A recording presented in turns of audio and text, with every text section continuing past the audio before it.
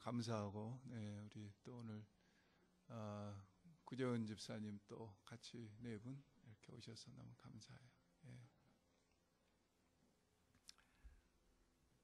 1882년도 그 케임브리지 대학에서 처음으로 quiet time을 기억하라 하는 그런 슬로건을 제창하면서 경건에 대한 도전을 학생들에게 주기 시작했습니다. 그 도전의 결과 캠브리지 7인방이라고 하는 그런 OMF 선교에 있어서, 세계 선교에 있어서 아주 중요한 핵심적인 그런 사람들이 바로 이 경건의 운동의 열매로 나타나기 시작했습니다. 캠브리지 대학뿐만 아니라 우리가 잘 아는 대로 동시대에 옥스퍼드 대학에서는 요한 웨슬리라고 하는 사람이 홀리 클럽이라고 하는 것을 통해서, 그 홀리 클럽을 통해서 경건에 도전함으로 지금 우리가 아는 이 메소디스트 교회, 감리교단이 바로 그때 시작되었습니다.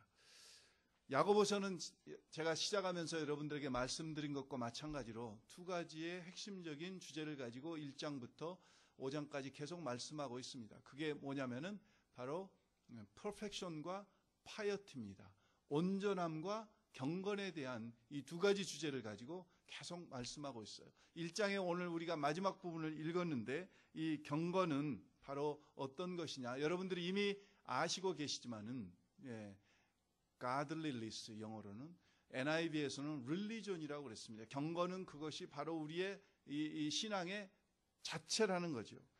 헬라 말로는 유세베이아, 그래서 홀리와 God fearing, 홀리와 하나님의 거룩과 하나님을 두려워함이 같이 합쳐지는 것, 그게 바로 경건이라고 이렇게 말씀하고 있습니다. 또 다른 말로 우리가 이야기를 해보자면은 하나님의 백성이 마땅히 드러내야 할 그런 거룩함이 경건입니다. 경건이에요. 그건 바로 말과 행동에 있어서 우리의 믿음과 행동의 일치를 이루어가는 것입니다. 오늘 19절부터 27절까지 읽었는데 19절부터 27절까지 나오는 그 말씀을 쭉 보면은 굉장히 다양해요. 그러니까 경건이 드러나야 될 부분은 교회에서 예배드릴 때, 교회에서 무슨 선교 갈 때, 교회에서 무슨 친교할 때, 교회에서 무슨 성경 공부를 할 때 이야기가 아니에요. 오늘 19절부터 27절까지 말씀하신 우리의 경건이 드러나야 될 부분들은 우리의 삶의 구석구석, 우리의 삶의 다양한 분야에서 하나님의 경건이 우리 속에 드러나야 된다고 말씀하고 있습니다. 첫 번째 한번 볼까요? 19절 보십시다. 19절 보시면은 시작을 어떻게 하고 있습니까? 내 사랑하는 형제들아, 너희가 알거니와 사람마다 무엇을 속히 하고 듣기는 속히 하고. 그러니까 그 다음에 나오는 이야기를 보니까 말하기는 더디하고 성내기도 더디할. 그래, 다른 사람 말을 빨리 들어야 되구나, 그 이야기가 아닙니다. 여기서 듣기를 속히 하라고 하는 이야기는 무슨 이야기냐면은 하나님의 말씀입니다. 21절에도 동일한 말씀이 나와요. 그러므로 모든 더러운 것과 넘치는 악을 내어버리고 능히 너희 영혼을 구원할 바 마음에 심긴 도를 온유함으로 받으라. 마음에 심긴 도는 하나님의 말씀입니다. 그러니까 무엇을 속히 들어야 되냐면은 하나님의 말씀을. 그런데 속히 듣는다고 하는 그 이야기는 어떤 스피드를 이야기하는 것이 아니라 하나님의 말씀에 대한 집중입니다. 하나님의 말씀을 받는 그런 준비된 마음입니다. 로마서 10장에서 보면은 11절에 믿음은 들음에서 나고 들음은 하나님의 말씀으로 말미암았다. 하나님의 말씀을 통해서 우리는 믿음이 생기고, 하나님의 말씀을 통해서 우리는 우리의 경건을 이뤄갈 수 있는 첫 단계는 하나님의 말씀을 받는 자세에 있습니다. 그래서 좋은 밭, 옥토, 사모하는 마음으로 들어야지 그 하나님의 말씀이 내 속에서 역사해서 우리 속의 경건을 이루어갈 수 있다는 겁니다. 하나님의 말씀을 어떤 재미로, 아니면 어떻게 지식을 더하기 위해서, 아니면 평가하기 위해서, 아니면 비평하기 위해서, 아니면 어떤 선입관을 가지고 우리는 하나님의 말씀을 들을 때 그 말씀 통해서 하나님의 경건을 이루어갈 수가 없어요. 우리가 말씀을 들을 때, 말씀을 대할 때 정말 진지하게 경건을 이루어가려고 하면은 각 목사가 뭐 훌륭하고 설교를 잘해서가 아니고 하나님의 말씀 때문에, 각 목사가 목사이기 때문이 아니라 하나님의 말씀 때문에 데살로니가 사람들은 사도 바울과 그 일행들이 전한 말을 사람의 말로 받지 아니하고 누구의 말로 받았다고 그랬어요? 하나님의 말씀으로 받았다고 그랬습니다. 그게 바로 듣기는 속히 하는 겁니다. 그래서 데살로니가 사람들에게는 그들의 경건이 넘쳐서 그 소문이, 믿음의 소문이 아가야와 온 아시아에 다 퍼졌다고 했습니다. 하나님의 말씀을 처음에 어떻게 받느냐? 설교 때 보면 어떤 사람은 막 조는 사람도 있고, 막 고개를 숙이는 사람도 있고, 뭐 아이폰을 가지고 씨름을 하는 사람도 있고, 하여간 별 사람들이 다 있어요. 하나님의 말씀을 받을 때 정말, 저는 설교를 준비할 때 보통 짧게는 18시간에서 제가 28시간을 준비합니다. 한 편의 설교 한 30분에서 40분 하는 설교를 제가 수백 페이지의 책들을 참고해 가면서 읽으면서 그렇게 준비해요. 그러면 여러분들은 30분, 40분 듣고 집에 가서 설교가 끝난 게 아니고 그 설교를 베레아 사람들과 같이 정말 그런가 하고 여러분들이 다시 확인하고 공부하고 그리고 삶에 도전해 봐야 될 게 아니에요. 그래야지 우리 속에 무슨 뭐가 일어날 거 아니에요. 그냥 설교 한 번 듣고 한 편 듣고 그래 어느 신학생은 그래요. 목사님 저는 신학교는 다니고 졸업하고 그러지만 설교하기가 너무 싫다고. 왜 그러냐고 보니까 설교해서 사람들이 변화가 안 된다는. 차라리 성경 공부를 했으면 좋겠다. 그런데 설교를 통해서 하나님이 역사하셔요. 콩나물에 여러분들 시루에 물을 주면 언제 자라는지 모르게 쑥쑥 자라듯이 하나님의 말씀을 우리가 정말 그런 마음으로 들으면 여러분들이 다 기억하지 않으셔도 어느 때인가 하나님께서 생각나게 하시고 우리에게 가슴을 치게 하셔서 그 말씀으로 우리를 하나님께서 빚어가셔요. 경건을 이루기 위해서는 우리가 하나님의 말씀을 정말 속히 잘 들음으로 사모하는 마음으로 들음으로 시간 때우기 위해서가 아니라 얼마나 여러분 이 시간이 중요합니까? 시간이 얼마나 귀합니까? 여러분들의 귀한 시간을 투자해서 제가 말씀을 준비할 때 아무리 교인수가 적고 많고에 상관없이 정말 여러분 한 영혼들이 너무 중요하기 때문에 그 말씀 준비를 제가 소홀히 할 수 없다는 거죠. 그래서 여러분들 하나님의 말씀을 읽을 때 속히 그러므로 우리는 맨 처음 경건을 이루어갈 수 있어요. 두 번째는 22절부터 25절까지 보면은요. 22절부터 25절까지는 무슨 말씀이 맨 처음에 나옵니까? 너희는 도를 행하는 자가 되고 듣기만 하여 자신을 속이는 자가 돼. 25절까지 계속 그 말씀이에요. 무슨 이야기입니까? 행함으로. 듣기만 하지 않고 행함으로 우리는 하나님의 경건을 이루어갈 수 있다는 거예요. 몸이 아픕니다. 의사를 가서 진찰을 받았습니다. 의사가 진단을 내서 처방을 내려줍니다. 그 처방전만 가지고 집에 와서 나는 의사를 받고 의사가 진단을 했으니까 나는 병이 나았다 이렇게 이야기하는 사람은 어리석은 사람일까? 그런 사람은 아무도 없어요. 처방전을 가지고 약국에 갑니다. 프리스크립션을 가지고 약국에 가서 약을 받아요. 약국에 가서 내가 의사도 만났고 약도 받았으니까 내 병이 나았다 이렇게 이야기하는 사람 아무도 없어요. 집에 와서 그 약병에 쓰여진 대로 정확하게 몇 알씩 몇 시간마다 먹어야지 그 병을 이길 수 있듯이 하나님의 말씀을 들었으면 설교를 통해서 하나님의 말씀을 통해서 나의 어떤 영적인 연약함이 진단이 되고 그리고 연약함이 나의 돌이켜야 될 것들이 지적이 됐으면 그것을 가지고 씨름을 해야죠. 엑서사이즈를 해야지. 신앙에 엑서사이즈는 없고 계속 먹기만 하면은 어떻게 되죠? 영적으로 비만해져요. 육신적으로도 움직이지 않고 에너지를 소비하지 않고 계속 먹기만 하면은 육신적으로 비만해지듯이 영적으로 우리가 가서 노방전도도 하고 내 삶 속에서 말씀을 가지고 씨름도 하고 그러면서 또 넘어지기도 하고 또 다시 일어나서 그 말씀을 또 붙들고 또 확인하고 그러면서 내가 계속 시도할 때 우리의 영적인 어떤 이 강인함이 영성이 그 속에서 생기는 것이지 순종함이 없이는 그 말씀을 붙들고 우리가 적용함이 없이는 절대 우리의 영이 자라나지 않아요. 사이칼라지에서만 차일드 어덜트가 있는 게 아니라 영적인 우리의 삶에 있어서 차일드 어덜트들이 있어요. 겉은 어른인데 속은 어린아이들이 있어요. 여리고성을 하나님께서 여호수아에게 하루에 한 번씩 엿새를 돌고 마지막 날 7번째는 7바퀴 돌라고 그랬습니다. 하나님이 말씀하셨어. 하나님이 약속하셨어. 그러니까 나는 가만히 있어도 여리고성은 무너진다고 했더라면은 그 여리고성은 무너지지 않았을 거예요. 여호수아는 이 말이 안 되는 소리지만은 하나님이 말씀하셨기에, 그리고 위에서 공격받을 위험도 있고 사람들에게 조롱받을 그런 위험도 있지만 하나님이 말씀하신 대로 순종해서 하루에 한 바퀴씩을 돌고 일곱째 날 7바퀴를 돌고 하나님이 말씀하신 그때 그들이 함성을 질렀을 때 여리고성이 무너진 것과 같이 우리가 하나님의 말씀을 들었으면, 하나님의 말씀을 묵상했으면, 성경 공부를 해서 도전을 받았으면 그것을 우리의 삶 속에 우리가 시도를 해봐야 될 거 아니에요. 모세를 향해서 하나님께서 홍해를 갈라질 때 내 손을 들라고 했습니다. 아, 하나님이 말씀하셨으니까 홍해가 갈라질 거다. 모세가 손을 들지 않았더라면 하나님이 동풍을 보내셔서 밤새내 그 홍해를 마르게 하셨을 것 같아요. 잘 아는 대로 누가복음 5장에 보면은 베드로를 향해서 찾아오신 예수님께서 밤새내 고기 잡아서 하나도 얻은 것이 없는 그 베드로에게 예수님께서 말씀하십니다. 베드로야, 깊은 데로 가서 그물을 던져라.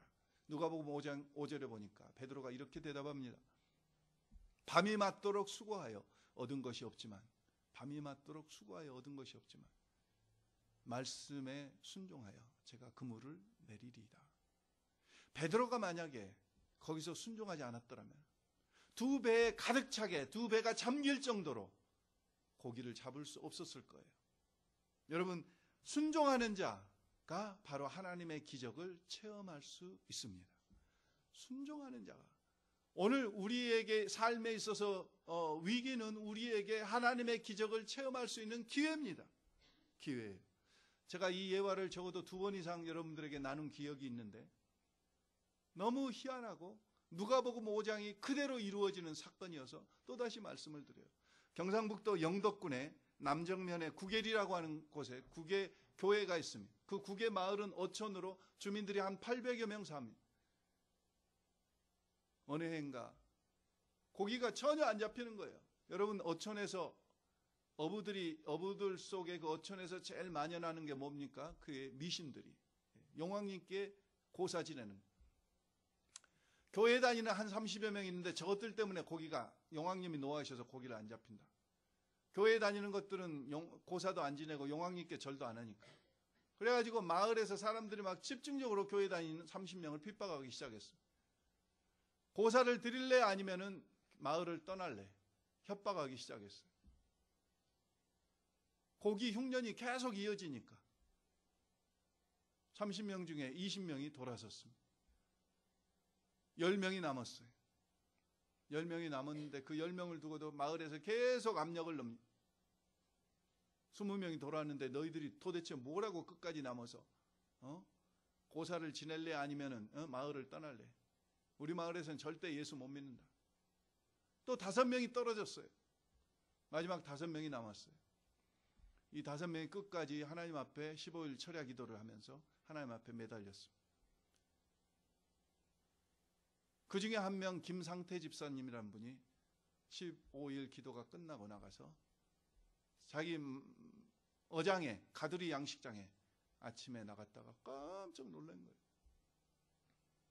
자기 가두리 양식장에 방어가 막 구들구들 그냥 너무 많이 있는 거예요. 그래서 다 다른 양식장에도 다른 그 가두리 양식이 아니고 이 고기를 잡는 그런 어망인데 그 다른 어장에도 그렇게 고기가 잡혔나 그물에도 가보니까 다른 그물에는 하나도 안 잡힌 거예요. 나중에 보니까 5천 마리의 방어가 잡힌 거예요. 5kg에서 10kg 되는 거대한 방어가. 방어는 원래 겨울에만 가을에만 잡히는 고기랍니다. 근데 그때가 한겨울 12월 달이에요. 근데 12월 한겨울에 그것도 김상태 집사님 그 어망에만 5천 마리가 잡히는 거예요. 김상태 집사님도 빚이 많아가지고 4억 6천만 원인가 빚이 있어서 지금 고기가 안 잡히면 파산하고 죽을 지경이에요. 경제적인 압박이 있지. 마을 사람들로부터 핍박이 있지. 교인들은 떠나가서 다 고사 지낸다고 가지. 끝까지 목사님과 믿음을 지키고 기도를 했더니 갑자기, 근데 더 희한한 것은 이것입니다. 김상태 집사님의 양식장 그 어장으로 그물로 들어가려면은 고기들이 쉽게 들어갈 수 없는 아주 나쁜 위치에 이 그물을 쳐놓은 거예요. 그리 고기들이 들어가려면 25m의 숨은 출입구를 지나가지고 그 다음에 또 160m를 지나가지고 또 마지막 1m 수문을 통과해야지 김상태 집사님의 그 어장으로 고기들이 들어갈 수 있어요. 그 전날까지도 고기가 한 마리도 없었는데 그 다음날 새벽에 가니까 5천여 마리 이상이 잡혀 있는 것은, 그러니까 고기들이 밤새내 거기를 들어가려고 줄 서서 이렇게 다 고기들이, 다른 데로는 고기들이 줄을 서가지고, 이 생각해보세요. 5kg, 10kg짜리 고기라고 그러면 엄청나게 큰 고기입니다. 이 방어가. 그 고기가 한 마리씩 들어가려면은 이게 밤새내, 더군다나 이게 한 200여 미터 되는 그 어장을 꼬불꼬불 들어간다는 것은 이건 불가능한 일이에요. 설명이 안 되는 이야기예요. 왜 옆에 그물에는 안 걸리고 김상태 집사님 거기만 다 그리로 들어가려고 기다리고 줄 서 있다가 다 그리 들어가는 거예요. 절반 정도를 팔았어요. 한 5억이 됐어요. 한 마리에 16만 5천 원이었대, 그 당시 시가가. 엄청나게, 이게 방어가 보통 고기가 아닙니다. 여러분, 방어 맛을 본 사람은 아시겠지만. 빚 갚고 교회 건축헌금으로 내놨어요. 교회 건축헌금으로 내놨는데 한 달 뒤에 또 희한한 일이 벌어진 거예요. 한 달 뒤에. 원래 거기 경상북도 동해안 이쪽에서는 돌고래가 출몰하지,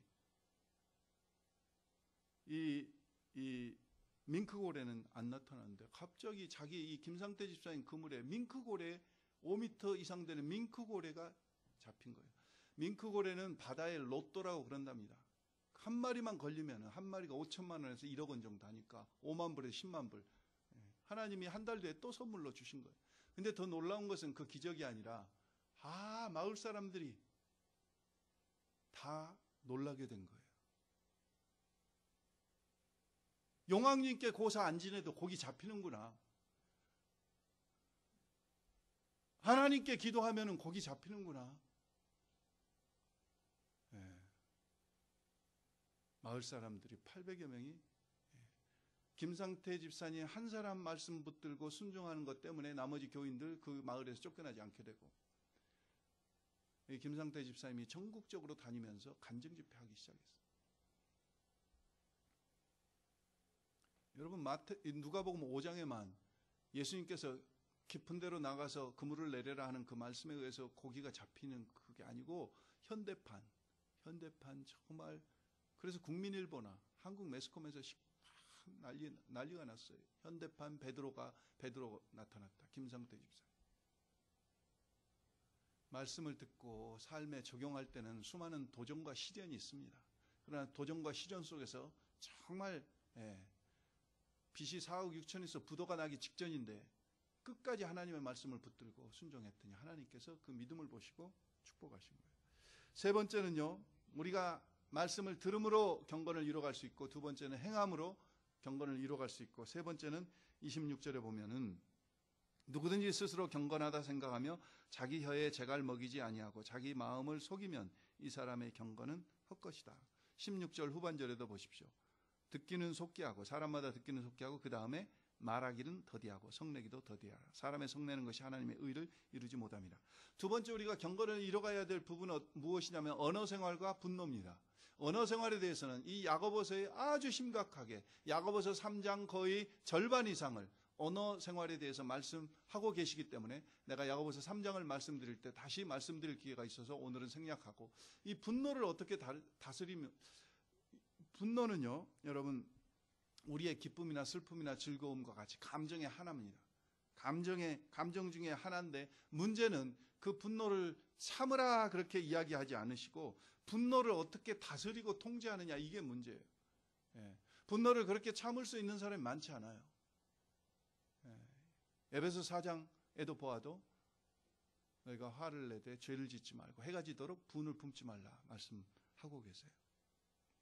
성경 곳곳에 보면은 디도서 1장 7절에도 보면은 영적 지도자는 감독은 급히 분내지 아니하며, 잠언 14장 17절에 보면은 노하기를 속히 하는 자는 어리석은 일을 행하고 악한 계교를 꾀하는 자는 미움을 받느니라. 잠언 16편 32절에 보면은 노하기를 더디하는 자는 용사보다 낫고 자기의 마음을 다스리는 자는 성을 빼앗는 자보다 나으니라. 전도서 7장 9절에는 급한 마음으로 노를 바라지 말라. 노는 우매한 자들의 품에 머무름이니라. 분노는요 하나님의 거룩함을 훼손시키는 주범이에요. 하나님의 거룩함이 우리 속에 바로 여기 본문에도 그랬잖아요. 하나님의 의를 20절에 사람이 성내는 것이 하나님의 의를 이루지 못함, 사람의 성내는 것이 하나님의 거룩함을 이루지 못함이라.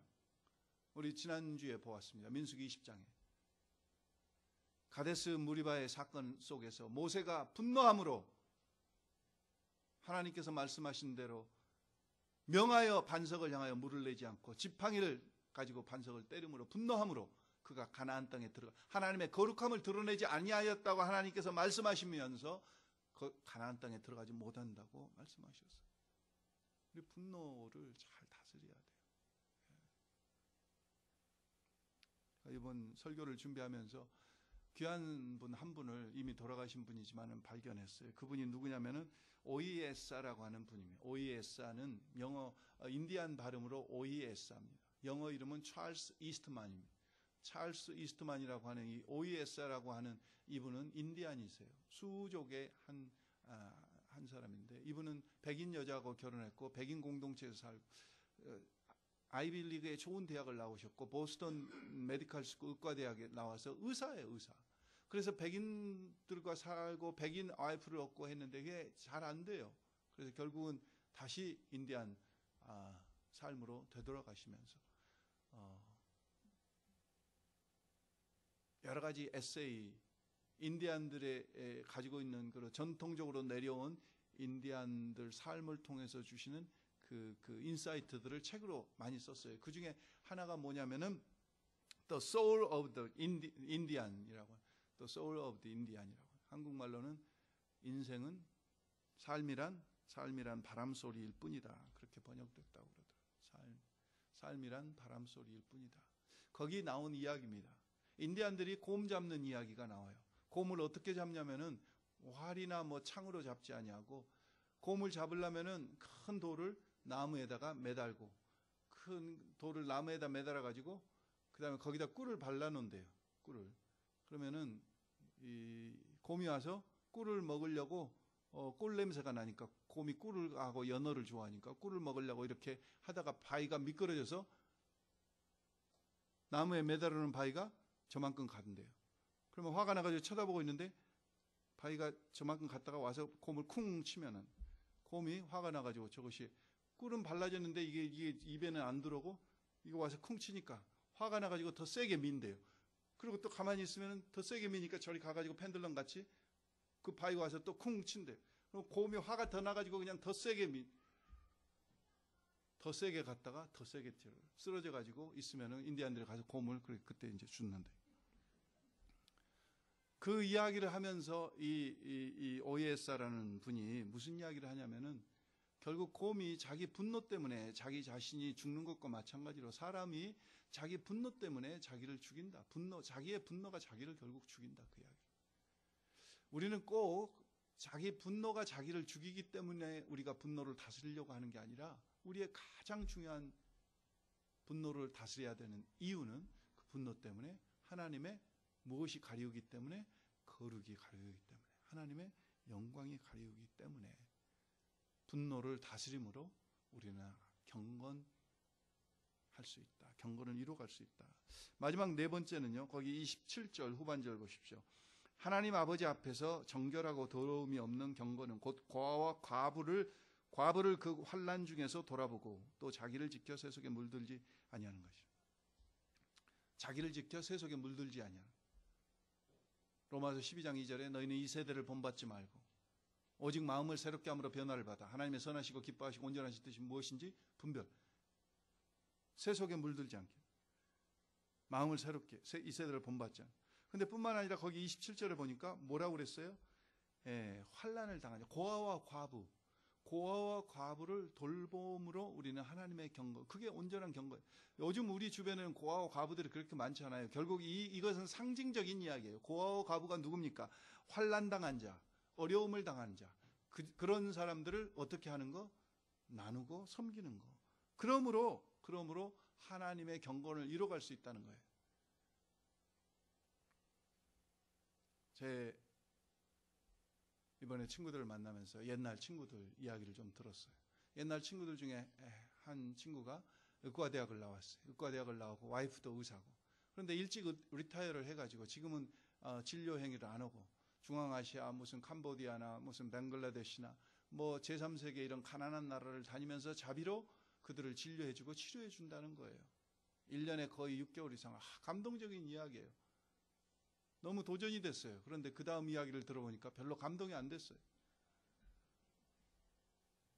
그렇게 가는 것이 자신의 죄책감 때문에 그렇다는 거예요. 믿음하고는 전혀 상관이 없이 자신이 젊었을 때 지은 그 죄들을 가서 씻어보려고 자기 자비량해서 혼자 가서 진료하고 그들을 치료해 준다 그거예요. 그러면서 그 이야기를 한 친구가 저보고 강 목사가 한번 만나봐서 믿음을 좀 심어줬으면 좋겠다. 여러분, 믿음이 없이 하는 행위들은 아무리 많은 돈을 들이고 아무리 구제를 할지라도 그것은 오늘 야고보서의 성경에서 말씀하신 경건을 이뤄가는 것과는 전혀 상관이 없는 겁니다. 사도행전 9장에 보면은 욥바에 어떤 사람이 있었습니까? 다비다라고 하는 귀한 사람이 있었습니다. 도르가라고도 하고 다비다라고 하는 이 사람이 죽었어요. 죽으니까 욥바에 있는 많은 사람들이 와서 슬퍼하고 베드로에게 살려달라고 간청을 해서 베드로가 그 도르가 다비다를 살립니다. 그때 그 도르가 다비다의 죽음을 슬퍼하던 이 욥바 사람들이 뭘 가지고 와서 보이면서 이야기를 했죠? 그들의 속옷과 겉옷을 가지고. 그들의 속옷과 겉옷을 가지고. 이 사람 우리에게 이렇게 사랑을 베푼 사람입니다. 내 속옷을 지어준 사람입니다. 내 겉옷을 지어준 사람입니다. 여러분, 요즘과 같이 옷을 그냥 기성복을 쉽게 살 수 있는 그런 시대가 아니잖아요. 재봉틀이 있어서 쉽게 옷을 만들 수 있는 때가 아니잖아요. 골무가 있어서 무슨 바느질을 쉽게 할 수 있는 때가 아니잖아요. 한 뜸 한 뜸을 떠가면서 정성스럽게 어렵게 만들었던 그 옷을 과부들과 어려운 사람들에게 나눠 입혔던 도르가 죽어서도 마을 사람들이 베드로에게 살려달라고 간청해서 그 도르가와 다비다가 드디어 다시 살아나지 않습니까? 서울 상계동에 가면은 은명내과라고 하는 내과가 지금도 있습니다. 김경희 박사님이라고 하는 이분은 옛날 연희 전문 의과대학교를 나오시고 의사가 돼가지고 그 상계동의 가난한 사람들을 평생 지금 무료 진료를 하세요. 돈이 좀 있는 사람들은 진료비를 받아가지고 그 돈을 가지고 또다시 가난한 사람들을 위해서 써요. 진료를 하다 보니까 그 가난한 사람들의 자녀들이 학교를 못 간 것을 알고 그 자녀들의 장학금을 주기 시작했어요. 그게 무려 2,000명이 넘어갔어요. 그리고 그 아이들을 위해서 도서실을 만들어서 책을 구입해 놓고 그 아이들에게 읽게 하고, 그리고 어려운 노인들을 전부 무료 급식해주고, 나라에서 해야 될 일을 이분이 자기가 번 돈으로, 그리고 재산이 모아지는 건 나머지를 자기가 졸업한 그 세브란스 의과대학에 얼마 전에 56억인가 되는 큰 돈을 그냥 다 기증을. 나눔과 섬김. 세상 사람들도요, 예수 믿는 사람들보다 더 나눔과 섬김의 일을 많이 한 사람들이 있어요. 그러나 그 사람들은 믿음과 상관없이 하는 거죠. 믿음과 상관없이. 오늘 우리는 하나님의 경건, 하나님의 거룩함이 드러나기 위해서 정말 어려운 사람들. 제가 제 가정의 이야기를 말씀드려서 죄송합니다만, 제가 어렸을 때 보면은 저희 부모님이, 저희 집이 그렇게 잘 사는 집이 아니었어요. 저희 집이 없었어요. 새빵살을 했어요. 제 중학교 3학년 때야 처음 저희 집, 제가 6째니까 위로 5명들 다 학교 다니고 클 때까지 저희는 집이 없었어요. 교장 관사가 저희 집인 줄 알았어요. 그런데 그렇게 집이 없이 살면서도 저희 집에 늘 거지가 그치지 않았어요. 문둥병자들이 때로 왔어요. 가난한 사람들이 늘 저희 집에 들락거렸어요. 거지 중에서 제가 그 얼굴을 지금까지도 기억하는 거지가 있어요. 지금은 물론 돌아가셨겠지만.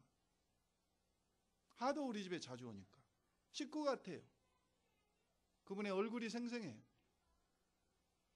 그리고 때가 되면은 저희 부모님이 저희들을 이끌고 고아원하고 양로원을 찾아다니죠. 그 당시에는 고아원들이 많았어요. 고아원하고 양로원. 아니 자기 집 한 채도 없는 주제에, 제가 어렸을 때 그때 어렸고 뭘 모르니까 따라다녔지, 제가 철 들었다면 부모님에게 그 이야기를 했을 거예요. 아니 집도 없는 주제에 어디를 찾아다닙니까 도대체.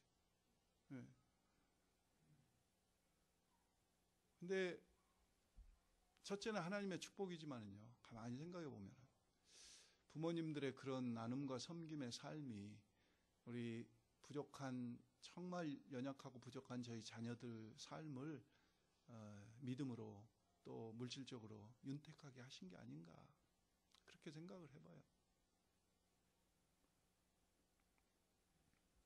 여러분, 경건하게 사는 자들 하나님께서 그냥 버리지 않으셔요. 새 구절 보겠습니다. 시편 32편 6절 말씀 같이 한번 합독합니다. 이로 인하여 무릇 경건한 자는 주를 만날 기회를 타서 주께 기도할지라. 진실로 홍수가 범람할지라도 저에게 미치지 못하리라. 경건하게 사는 자에게 주신 약속입니다. 홍수가 범람할지라도 미치지 못한다. 무슨 이야기입니까? 멸망의 자리에서 하나님께서 구원해 주시겠다고 그러죠. 구원해 주시겠다. 두 번째 볼까요? 베드로후서 2장 9절입니다. 주께서 경건한 자는 시험에서 건지시고 불의한 자는 형벌 아래 두어 심판날까지 지키시며 시험에서 승리하게 하신다는 거죠. 경건하게 사는 자들은 멸망의 자리에서 구원해 주시고 시험에서 이기게 하시고, 그리고 사도행전 10장에 보면 누구의 이야기가 나옵니까? 백부장 고넬료의 이야기가 나와요. 백부장 고넬료는 이방 사람이었음에도 불구하고 경건했습니다. 그래서 하나님께서 베드로를 보내셔서 그 집안이, 고넬료의 집안이 구원받는 역사가 일어났어요. 멸망에서 구원하세요. 시험에서 이기게 하세요. 온 집안을 구원시키는 역사가 경건함을 소망하며 경건함을 이뤄가며 사는 자들에게 약속하셨어요. 제가 한마디만 더 말씀드리고 말씀을 마칩니다. 야고보서는 언제 쓰인 겁니까? 주 62년경에 가장 교회에 대해서 핍박이 심할 때, 부모들이 보는 눈앞에 자녀들이 잔인하게 죽임을 당하는, 그리고 살을 여며가면서 사람을 고통 속에 죽이는 그런 핍박 속에 있는 교회들을 향해서 하나님은 사도 야고보를 통해서 야야야, 너희들 핍박당하는 거 보니까 내가 마음이 너무 아프다, 너무 힘들겠다, 그냥 적당히 좀 살아라, 이렇게 말씀하시지 않고 핍박 중에 있는, 정말 말할 수 없는 고통 중에 있는 그들에게 정신 차려라, 더 경건을 이루어라, 이렇게 말씀하고 계셔요. 오늘 우리에게는 이런 핍박은 없습니다. 그러나 우리에게는 많은 유혹들이 있습니다. 지뢰밭과 같은 이 유혹 속에서 적당히 살으라고 우리에게 말씀하시지 않고 교회를 향해서 하나님은 계속 말씀하세요. 하나님의 거룩을 흘려보내라, 경건을 이뤄가라. 저와 여러분이 살 길은, 성숙에 가는 길은 바로 이 길입니다. 그래서 오늘 시편 32편이나 베드로후서 2장에 약속하신, 그리고 사도행전 10장에 고넬료의 집안에 이루어진 그런 놀라운 기적들과 축복들이 저와 여러분 속에 늘 충만할 수 있기를 주의 이름으로 축원합니다. 기도하겠습니다. 살아계신 아버지 하나님, 감사합니다. 저희는 정말 경건하지 않습니다. 저희 속에는 거룩함이 없습니다. 저희는 너무 자기중심적입니다. 이기적입니다. 세상적입니다. 그럼에도 불구하고 예수의 보혈 때문에 저희를 또 성도라고 칭해 주시고 경건을 기대하시고 경건을 이루어가라고 명령하심을 감사드립니다. 하나님, 육체의 연습은 약간의 유익이 있지만 경건의 연습은 정말 평생에 영원히 유익하다고 말씀하신 그대로 우리가 잘 안 되지만 소망을 가지고 하나님의 말씀을 붙들며 계속해서 시도하고 도전하며 나가는, 그래서 하나님의 경건이 마침내 우리 속에, 우리의 삶 모든 분야에 온전히 이루어지는 그런 날을 저희들에게 허락해 주시옵소서. 우리로 하여금 낙심치 않게 하시고 소망 가운데 말씀을 붙들고 힘있게 나아가는 저희들 되게 하시옵소서. 예수님의 이름으로 간절히 기도드렸사옵나이다. 아멘.